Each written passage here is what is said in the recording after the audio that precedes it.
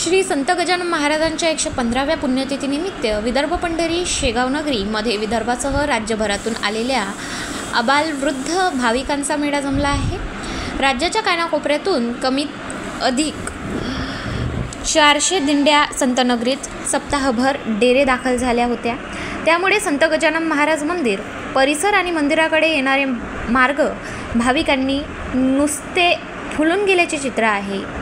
हजारो भाविकांची मांदियाळी, आंब्याची तोरणे, केळीची पाने आणि रंगीबेरंगी फुलांनी मंदिर परिसरात करण्यात आलेली आकर्षक सजावट, दर्शन बारीमध्ये सकाळपासून लागलेल्या दीर्घ रांगा, श्री संस्थानतर्फे उपलब्ध करून देण्यात सुविधा, शेकडोंच्या संख्येतील सज्ज सेवेकरी, गणगणगणात बोतेचा होणारा गजर, विठू माऊलीचा नामजप, चोहोदिशांनी शेगावात दाखल होणारे भाविक असा संतनगरीचा थाट आहे।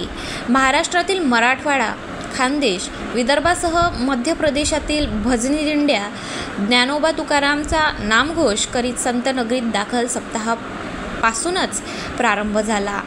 सकाळी 10 वाजेपर्यंत संतनगरीत पावणे 400च्या जवळपास दिंड्यांची नोंद झाल्याचे सांगण्यात आले।